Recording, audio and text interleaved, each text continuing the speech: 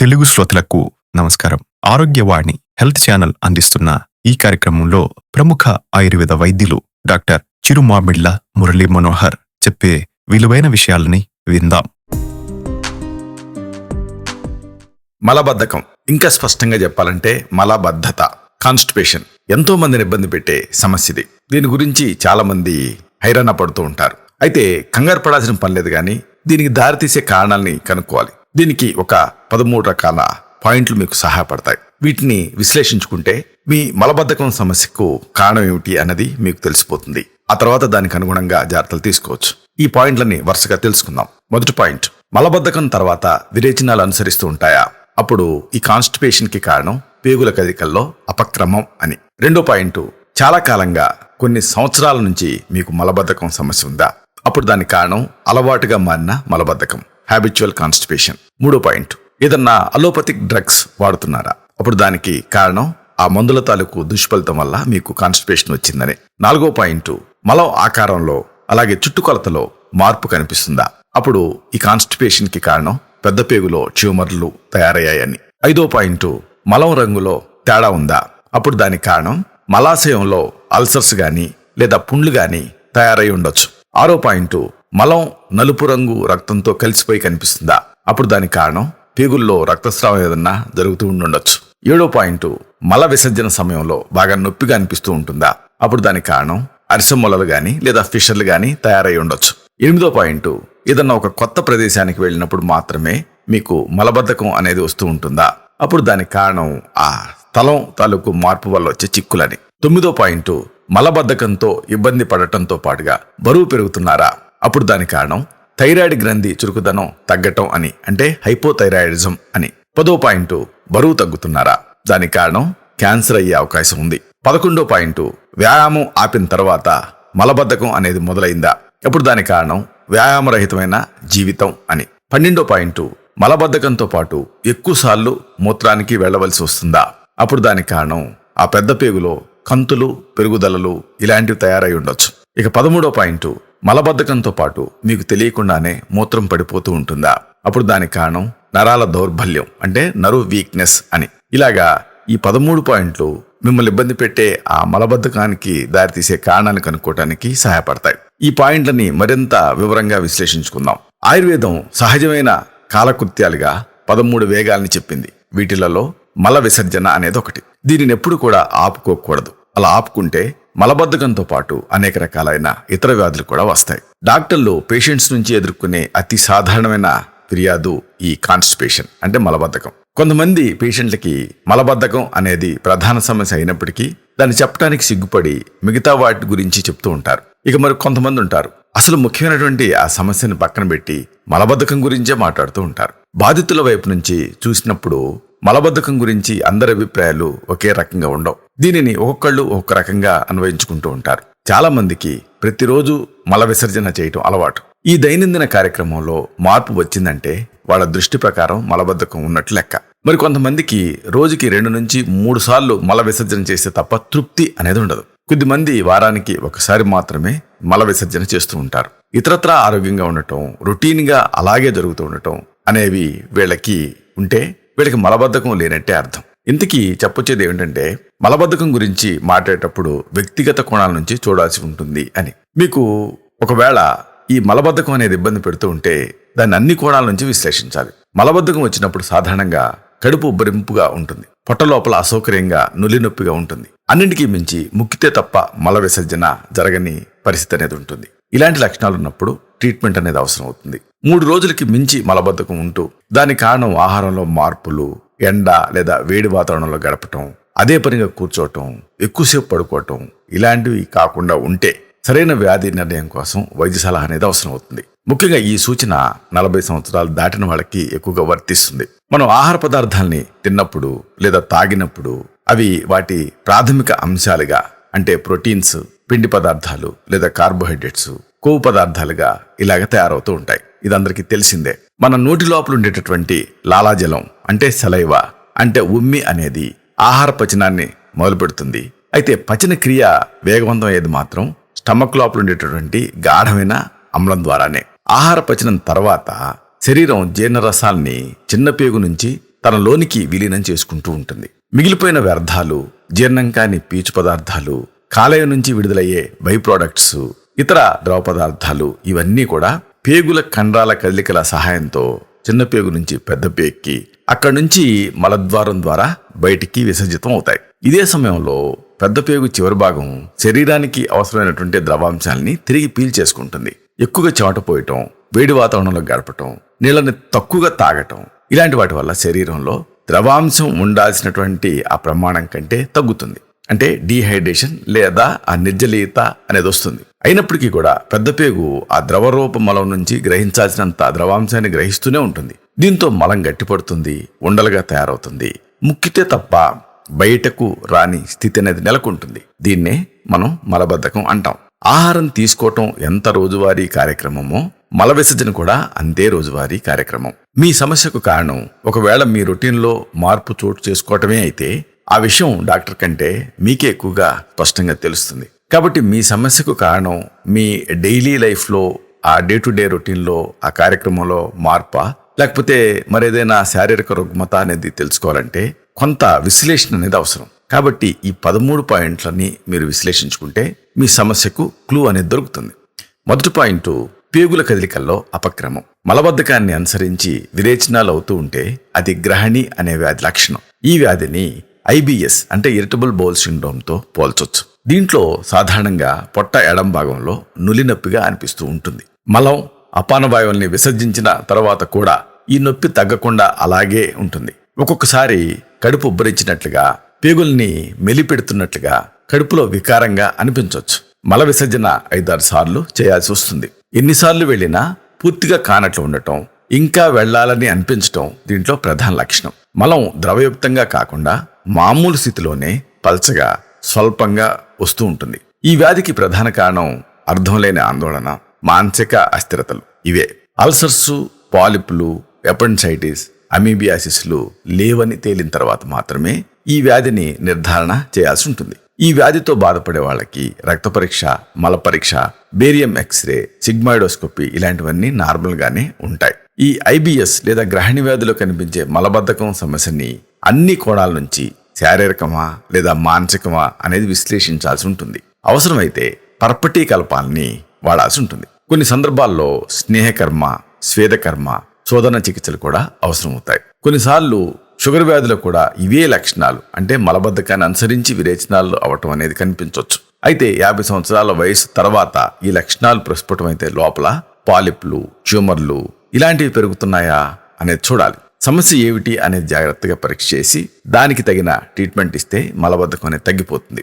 ఇక రెండో పాయింట్, అలవాటుగా మారిన మలబద్ధకం, హ్యాబిచువల్ కాన్స్టిపేషన్. పీచు పదార్థాలని, నీళ్ళని తక్కువగా తీసుకునే వాళ్లలో, విరేచనానికి మందు వేసుకోవటం దినచర్యలో భాగంగా ఉన్న వాళ్లలో పెద్ద పేగు కండరాల్లో సహజ శక్తి అనేది కోల్పోతుంది. దీంతో మలబద్ధకం అలవాటుగా మారుతుంది. దీని నుంచి బయటపడాలంటే ఈ కారణాన్ని దృష్టిలో పెట్టుకోవాలి. ఇక మూడవ పాయింట్, మందుల దుష్ఫలితాలు. చాలా రకాలైన అలోపతిక్ డ్రగ్స్ కి మలబద్ధకాన్ని కలిగించే నైజం ఉంది. ఉదాహరణకు కొడైన్ కలిసినటువంటి దగ్గు మందులు, నొప్పిని తగ్గించే అనాల్జెసిక్స్ ఇలాంటివి. అలాగే హై బీపీని కంట్రోల్ చేయడానికి వాడే విరాపమిల్, బీటా బ్లాకర్స్, ఇంకా ఆస్టియోపోరోసిస్ లో వాడే కాల్షియం మందులు, ఇంకా ఆందోళన తగ్గించడానికి వాడేటటువంటి ట్రాంకులైజర్స్, కడుపులో మంటను తగ్గించడానికి వాడే యాంటాసిడ్స్, వీటన్నిటికీ కూడా ఈ కాన్స్టిపేషన్ ని కలిగించే గుణం ఉంటుంది.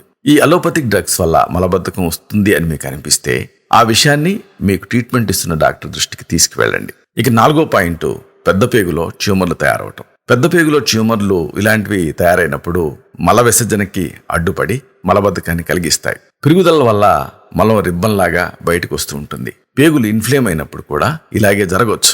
ఈ సమస్య రోజుల తరబడి ఉంటూ ఉంటే తదుపరి పరీక్షలు అనేవి అవసరమవుతాయి. ఇలాంటి సందర్భాల్లో ఈ కండిషన్ ట్రీట్ చేయడానికి లవణ భాస్కర చూర్ణం, కాంకాయన వటి, పీయూషవల్లి రసం, ప్రాణదా గుటిక ఇలాంటి వాటిని ప్రిస్క్రైబ్ చేస్తూ ఉంటాం. ఇక ఐదవ పాయింట్, మలాశయంలో అల్సర్స్, పుండ్లు ఇలాంటివి తయారవటం, అంటే అల్సరేటివ్ కొలైటిస్ లాంటిది. మలానికి స్వచ్ఛమైన కాంతి కలిగినటువంటి ఎర్రని రక్తం అంటుకుపోయి కనిపిస్తూ ఉంటే దానికి మొలల వ్యాధి కారణమయ్యే అవకాశం ఉంది. అలా కాకుండా మలం ఉపరితలానికి జిగురు, బంక ఇలాంటి పదార్థం అంటుకొని కనిపిస్తే దాన్ని మ్యూకస్గా గ్రహించాల్సి ఉంటుంది. అల్సరేటివ్ కోలైటిస్లో, ఇరిటబుల్ బౌల్ సిండ్రోమ్లో ఇలాంటి లక్షణం కనిపించే అవకాశం ఉంది. వీటన్నిటిలో కూడా మలబద్ధకం ఉంటుంది. ఈ వ్యాధులలో మలబద్ధకానికి చెప్పినటువంటి ఈ సూచనలు పాటిస్తూ ఆ వ్యాధులకి ప్రత్యేకమైన ట్రీట్మెంట్స్ తీసుకుంటే సరిపోతుంది. అంటే ఆహారాన్ని కొద్ది మొత్తాల్లో తరచుగా తీసుకుంటూ ఉండాలి. మసాలాల వాడకాన్ని తగ్గించాలి. మాంసాహారం, గుడ్లు ఇలాంటి వాటిని తీసుకుంటే లోపల కుళ్ళిపోయి మలాశయాన్ని ఇరిటేట్ చేసే నైజం ఉంటుంది కాబట్టి అలాంటి వాటిని వాడకూడదు. పంచదార, పెసర్లు, పిండి పదార్థాలు కూడా ఈ వ్యాధిలో మంచివి కాదు. అయితే మజ్జిగ, కూరగాయలు, పండ్లు వీటిని ఎక్కువగా తీసుకోవాలి. అన్నిటికీ మించి rest is the best treatment.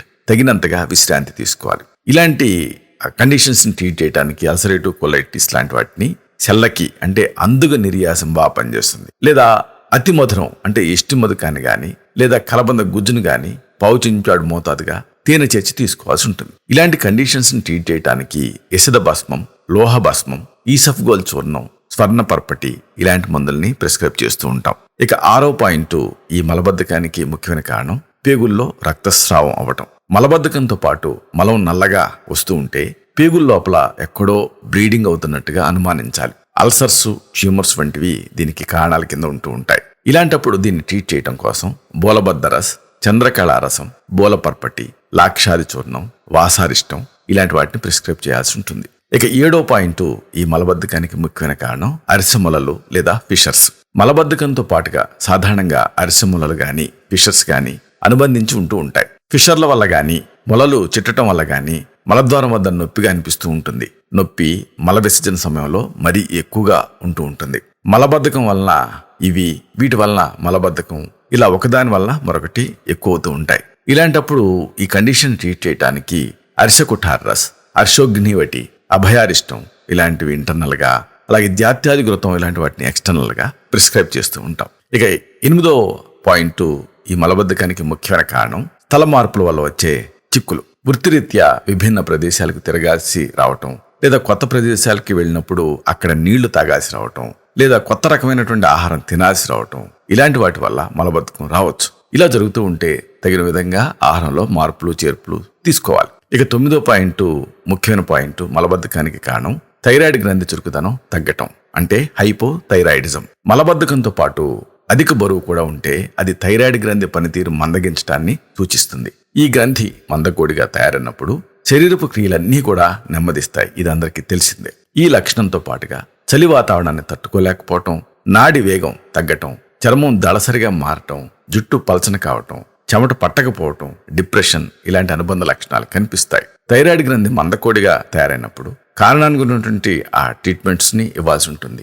అపతర్పణ చికిత్సలు వీటిల్లో ప్రధానమైనవి. ఇవి శరీరం పనితీరుని వేగవంతం చేస్తాయి. ఇలాంటి హైపోథైరాయిడిజం ని ట్రీట్ చేయడం కోసం ఆరోగ్యవర్ధిని వటి, చంద్రప్రభావటి, గోక్షురాది గుగ్గులు, కాంచనార గుగ్గులు, మహాయోగరాజ గుగ్గులు, నవక గుగ్గులు, పంచతిక్త గుగ్గులు ఘృతం, త్రయోదశాంగ గుగ్గులు, యోగరాజ గుగ్గులు, భృంగరాజాసవం, ధాత్రి లోహం, కుమారియాసవం, లోహాసవం, నవాయస చూర్ణం, సప్తామృత లోహం ఇలాంటి వాటిలో అనువైన దాన్ని ప్రిస్క్రైబ్ చేయాల్సి ఉంటుంది. ఇక ఈ మలబద్ధకానికి అతి ముఖ్యమైన మరొక కారణం 10వ పాయింట్, క్యాన్సర్. మలబద్ధకంతో పాటు బరువు కోల్పోతూ ఉంటే, ముఖ్యంగా 50 ఏళ్లు దాటిన వాళ్లలో ఇలాగా జరుగుతూ ఉంటే ఉన్నపడంగా చెకప్ చేయించుకోవడం చాలా అవసరం. ఇలాంటి లక్షణాలు పేగులకు సంబంధించిన క్యాన్సర్స్ లో కనిపించే అవకాశం ఉంది.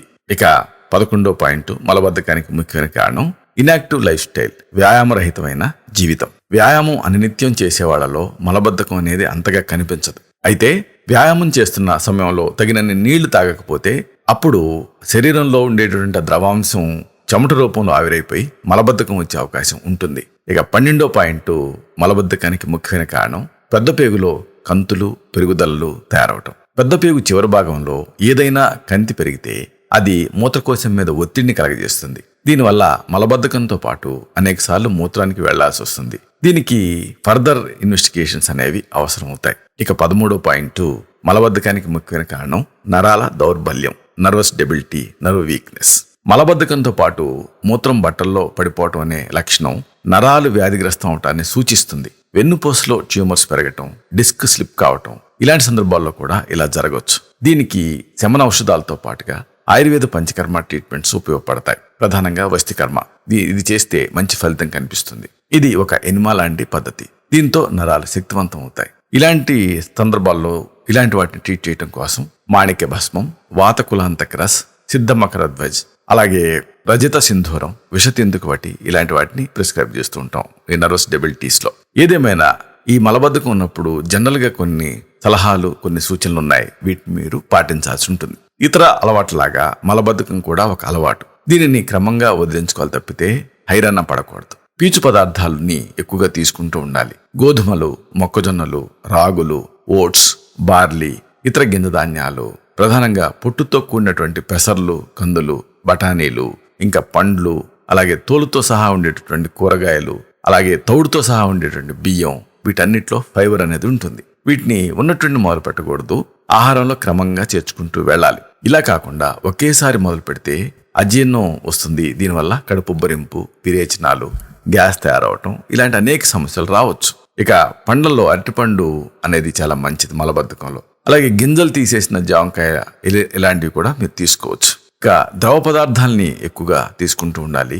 రోజుకి కనీసం 8 నుంచి 12 గ్లాసులు నీళ్లు తాగాలి. లీటర్స్లో చెప్పాల్సి వస్తే 3 నుంచి 4 లీటర్లు తాగాలి. ఇలా చేయటం వల్ల మలం మృదువుగా, స్నిగ్ధంగా, ఎక్కువగా తయారవుతుంది. ఉదయం లేచిన తర్వాత వెంటనే 3 లేదా 4 గ్లాసులు నీళ్లు తాగండి. అలాగే ఆహారానికి అరగంట ముందు కానీ అరగంట తర్వాత కానీ మిగిలిన నీళ్లు తాగండి. అయితే ఆహారంతో పాటు జస్ట్ సిప్స్ లాగా గుట్టకలు వేయచ్చు, కానీ నీళ్ళని మరి ఎక్కువగా తీసుకోకూడదు. తీసుకుంటే అజీర్ణం రావచ్చు.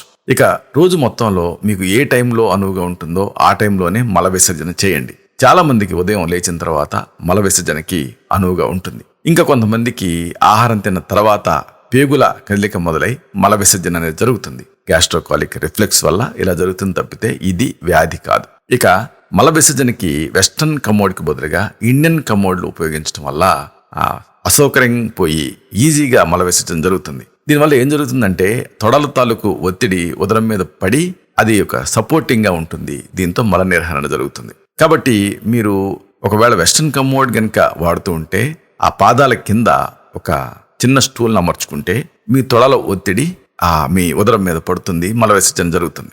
ఇక రోజువారీగా వ్యాయామం చేస్తూ ఉండండి. దీనివల్ల మలబద్ధకం దరిచేరదు. చాలా మందిలో వయస్సు పెరుగుతున్న కొద్దీ స్థిరమైన జీవన శైలి అనేది అలవాటు అవుతుంది. ఇలాంటి వాళ్ళు సహజంగానే శారీరక శ్రమకు దూరం అవుతూ ఉంటారు. కాబట్టి వీళ్ళు ప్రత్యేక శ్రద్ధతో ఎక్సర్సైజ్ చేయాలి. అయితే వ్యాయామాన్ని ఎప్పుడు అర్ధశక్తిగానే చేయాలని ఆయుర్వేదం చెప్తుంది. అంటే మీ శక్తిలో సగం, అంటే మీ నుదుటి మీద చెమట వచ్చేంత వరకు మాత్రమే వ్యాయామం చేయాలి. ఇక ప్రతిరోజు కనీసం 45 నిమిషాలు నడవాలి. నడిచేటప్పుడు మొదట 15 నిమిషాలు నెమ్మదిగా నడవాలి, వామప్ అంటారు. తర్వాత 15 నిమిషాలు వేగంగా నడవాలి, చేతులు ఊపుతూ నడవాలి.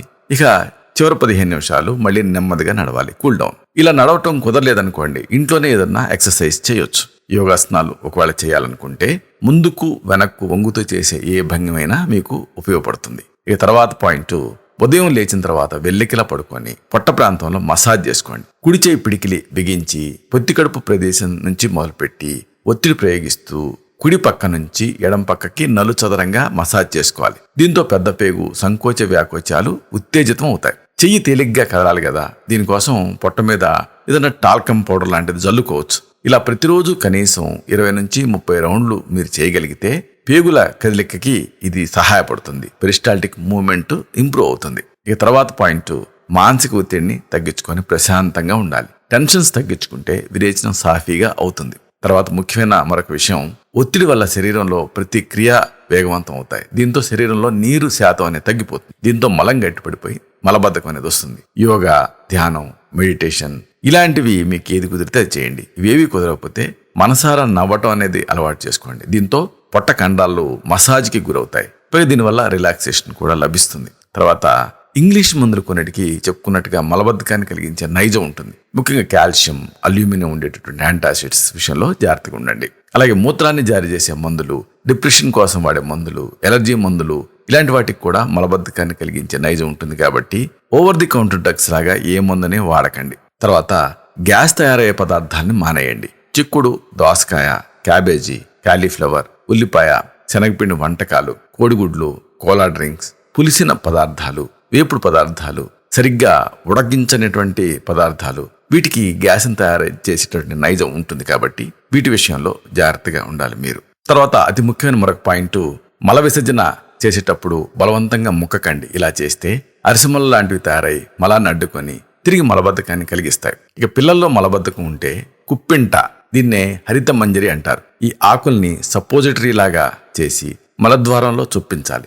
లేదా తమలపాకు తొడిమని ఆముదంలో ముంచి కూడా ఇలాగే చేయొచ్చు. ఇలా కాదనుకుంటే గాడిద గడపాకుని ముద్దగా నూరి పొట్టపైన పట్టు వేసినా గానీ పిల్లల్లో మోషన్ ఫ్రీ అవుతుంది. పెద్దవాళ్లలో మలబద్ధకం తగ్గించుకోవటానికి అనేక రకాల ఆయుర్వేద ఔషధాలు ఉన్నాయి. వీటిలో కేవలం కొన్ని మల విసర్జనకి ఉపయోగపడితే, కొన్ని ఆహారాన్ని పచనం చేయడానికి కూడా ఉపయోగపడతాయి. కొన్ని మలాన్ని యథాతథంగా విసర్జింపజేస్తే, మరికొన్ని ఏమో అపక్వ మలాన్ని పూర్తిగా పక్వం చేసి మరి బయటికి పంపించేస్తాయి. ఈ మందుల్ని అవసరానుసారం ఆ పరిస్థితిని బట్టి ప్రిస్క్రైబ్ చేయాల్సి ఉంటుంది. త్రిఫలా చూర్ణం, పంచసకార చూర్ణాలు మలబద్ధకాన్ని తగ్గిస్తాయి. ఇక్కడ ఒక ముఖ్యమైన విషయం మాట్లాడుకోవాలి. మలబద్ధకాన్ని పోగొట్టుకోవటానికి వాడే కొన్ని రకాల చూర్ణాల్లో లవణాలు కలుస్తాయి. కాబట్టి హై బీపీ లాంటివి ఉంటే తప్పనిసరిగా ఈ చూర్ణాలని వైద్య సలహాతో మాత్రమే వాడుకోవాలి. పంచకర్మ ట్రీట్మెంట్స్ లో ఒకటైనటువంటి విరేచన కర్మ ద్వారా మలబద్ధకాన్ని బాగా ఎఫెక్టివ్గా ట్రీట్ చేయొచ్చు. ఓవరాల్ గా ఈ మలబద్ధకాన్ని తగ్గించుకోవడానికి కొన్ని చక్కని ఇంటి వైద్యాలు ఉన్నాయి. ఉదాహరణకు కరక్కాయ పెచ్చుల పొడిని చెంచాడు మోతాదుగా అంతే భాగం ఉప్పు కలిపి రాత్రి పడుకునే ముందు తీసుకుంటే మోషన్ ఫ్రీ అవుతుంది. మరొకటి రేలపండు గుజ్జుని చెంచాడు మోతాదుగా 2 చెంచాలు చక్కెర కలిపి గోరువెచ్చటి నీళ్ళతో తీసుకోవచ్చు. మరొకటి రోజు కనీసం 1/4 కిలో నల్ల ద్రాక్ష పళ్ళని తింటూ ఉండాలి. తాజా పండు దొరకకపోతే ఎండు ద్రాక్ష పళ్ళని ఒక 24 గంటల నీళ్లలో నానబెట్టి నీళ్లతో సహా తీసుకోవచ్చు. మరొక వైద్యం వసకొమ్ము, కరక్కాయ పెచ్చులు, చిత్రమూలం వేళ్లు, పిప్పళ్ళు, అతివస, చెంగల్వ కోస్టు, యవాక్షారం వీటిని సమభాగాలు తీసుకొని అన్నిటిని పొడి చేసుకొని నిల్వ చేసుకోవాలి. ఈ పొడిని 1/2 చెంచాడు మోతాదుగా రాత్రిపూట పడుకునే ముందు తీసుకోవాలి. మరొక మంచి ఇంటి వైద్యం అతసీ తైలం, లిన్సీడ్ ఆయిల్ అంటారు. దీన్ని భోజనానికి ముందు చెంచాడు మోతాదుగా నీళ్లతో కలిపి తీసుకుంటూ ఉంటే మలం ఎక్కువ మొత్తాల్లో మృదువుగా విసర్జితం అవుతుంది. ఇలాంటి ఈ మలబద్ధకాన్ని ట్రీట్ చేయడానికి త్రిఫల చూర్ణం, లసునాదివటి, అభయారిష్టం, వైశ్వానర చూర్ణం, మాణిభద్ర లేహ్యం, పంచసకార చూర్ణం, ఏరండ పాకం ఇలాంటి వాటిని ప్రిస్క్రైబ్ చేయాల్సి ఉంటుంది. కార్యక్రమాన్ని చివరి వరకు విన్నందుకు చాలా సంతోషం. మరిన్ని వివరాల కోసం లేదా అపాయింట్మెంట్ కోసం కాంటాక్ట్ చేయాల్సిన మా address doctor Murali Manohar Chirumamilla, MD Ayurveda, Raksha Ayurvedalaya, plot number 13, Ramamurthy Nagar R, CBCID colony, Hyder Nagar, Kukatpally. Landmark metro train pillar number A663, Hyderabad. Pin code 500085, Telangana state, India. Phones 9246575510, 9177445454. Email address muralimonohar2008@gmail.com. Website address www.muralimonohar.com. Timings 9:30 AM to 7 PM. Sundays 8 AM to 2 PM.